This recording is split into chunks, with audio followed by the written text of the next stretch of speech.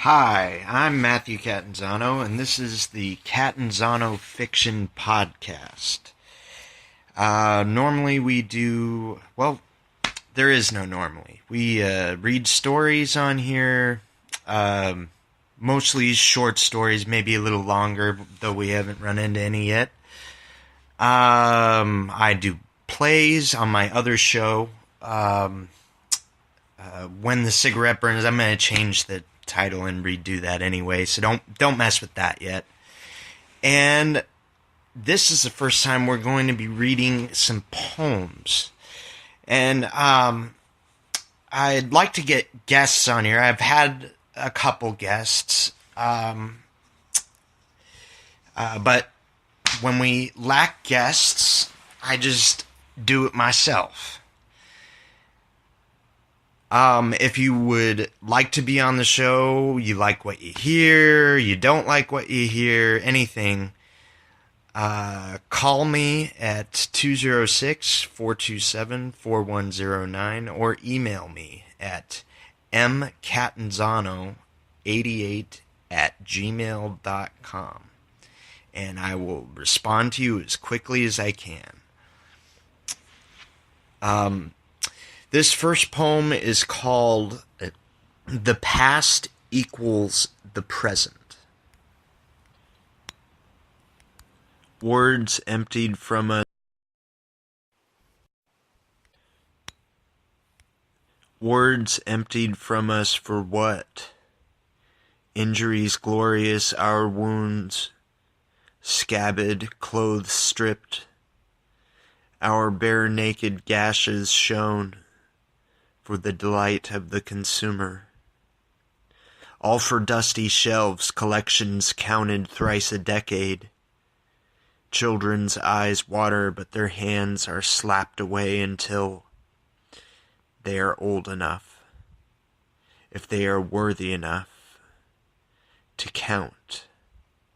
All of these deaths counted, all of this death, for the delight of the consumer.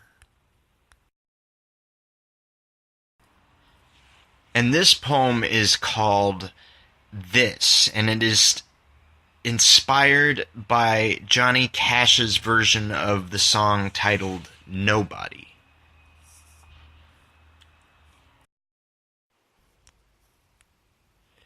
If one doesn't feed on the needs, then there is nothing to pay forward. A lack of support closes off your byways, and then, fuck you, I said meekly. Do you understand fuck you language? The language of fuck you? Excuse me. I'm all clogged up. Ain't got nothing nice to say. Constipate yourself and spit spat for all the good it does for stranger.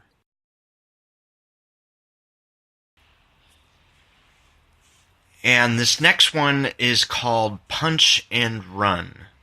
And it is based on a real incident I witnessed when I was 12 or so. While herding, Johann spots a new boy. Johann makes a way to him with posse. Hurdled into the minority, smoke boy'll pop ya in the gut if you let him. But Johann requires token from the smoke boy. Johann goes to establish himself abrasively. Smoke boy just listens, puffing on a mini cigarette. Eventually, Johann's spitting face gets very close to Rick's, who continues rapidly waving his cigarette hand back and forth from the side of his jeans to his lips and back again. Rick puts the smoke to his lips as Johann's left eye intrudes Rick's right.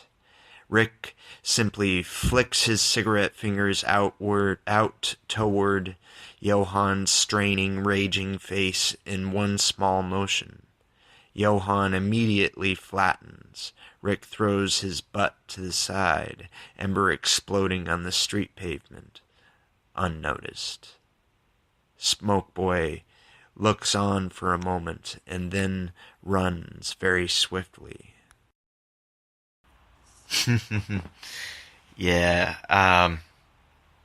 Rick was crazy. He beat me up a few times, but he was extremely impulsive, aggressive person. He would just walk up, smile, "Hey, how you doing?" punch you in the gut, and run off. And that was Rick. That was just who he was. Anyways, I respected him because he didn't take any shit. This next one, I don't remember what it's about, but it is titled A Day's Thoughts. Allow yourself the enslavement of impulsivity. Hurt yourself when I manipulate that you should. You are better than me and therefore egotistical. Equality is impossible. The new world has only one cure, and if the facts are questioned, I will reject you, and even if you adhere, I will still reject you, for you are better than me, and I don't want you to spoil the ending, damn it. Honestly, I think if more of us jaded fucks would systemize, you would still inflict the ignorance as I have taught and unlearned, so that no other creature would get you a habit to endure the intensity of desire. You know, the love of slapping wide. Like myself, I know that you are inevitably laughed at by the only one you would ever give any thought of exposing.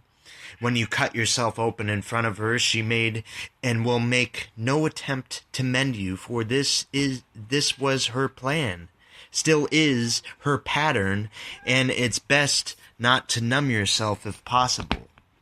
She will never be your television mother, and a habit would only encourage wishful and fantastic hallucination hysteria.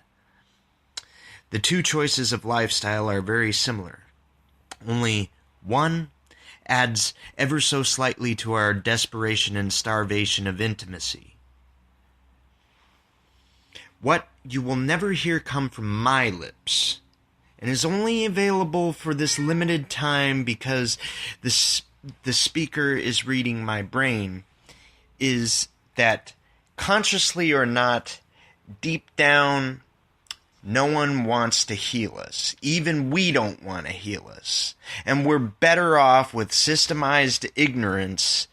At least it's a good starting point, because once we go beyond that, we cannot ever return.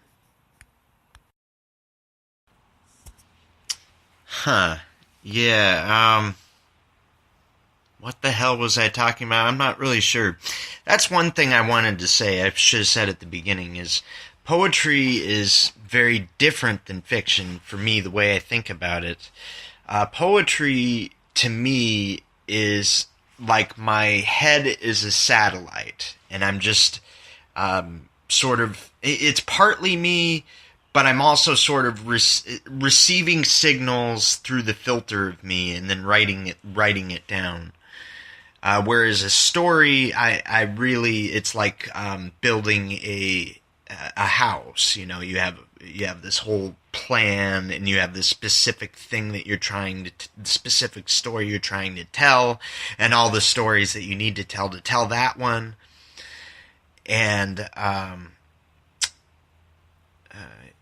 you're really just creating photographs, a series of photographs that add up to a big picture. Whereas with a poem, I guess you could describe it that way, but it's more to me just a stream of consciousness. Anyways, I hope that makes sense. This next one is called The Love of Two, and it is inspired by the song Here I Am by the singer Al Green.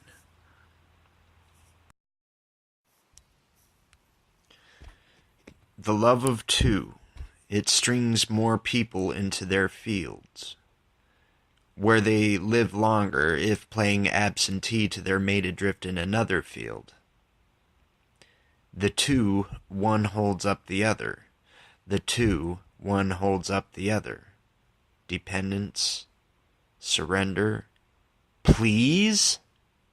My love is good, it really is. Trust that you will like it.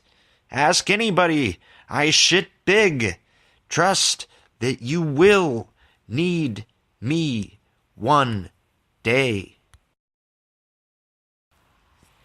And actually, that came out of, I really used to like the song Here I Am by Al Green.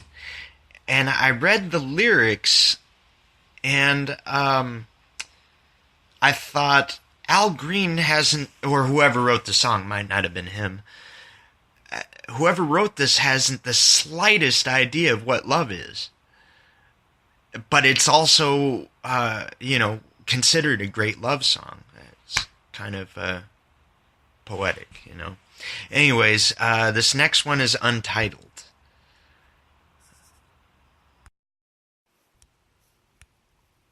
I'm strange. Doesn't mean I'm lame. I'll make you laugh if you let me. I know I'm a-crying as you see. Doesn't mean the tears don't dry up when I set out to work. I know the secret that my entire life is for you. If it was the case that you actually weren't my ambition, it wouldn't matter. What goes around comes right back around to you every time. I will make you sing. I'm determined. I'm for you. I don't know you well, but I like your spell.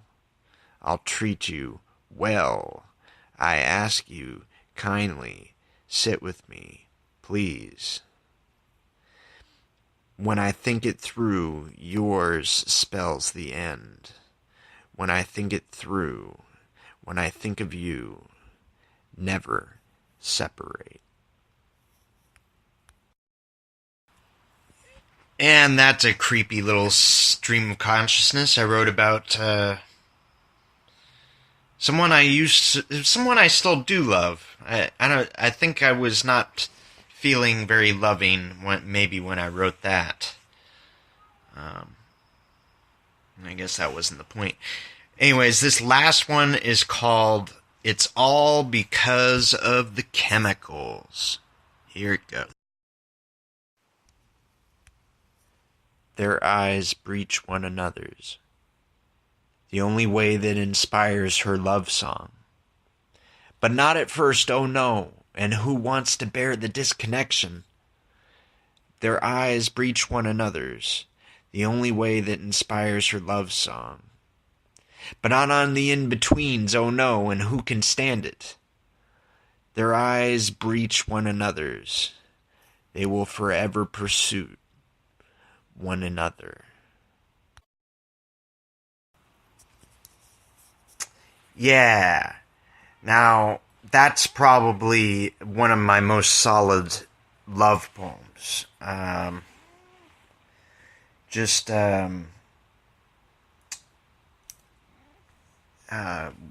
When you and another, when your eyes breach. I know that doesn't literally happen, but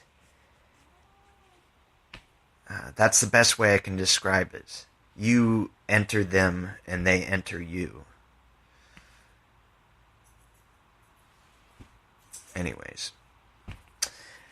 Well, I am Matthew Catanzano, and this has been the Catanzano Fiction Podcast. If you like what I'm doing, if you don't like what I'm doing, if you want to be on the show, especially poetry, stories, plays, comedy, whatever the fuck you got, we'll take it. Call me at 206-427-4109 or email me at mcatanzano88@gmail.com. Thank you. I hope you really enjoyed it.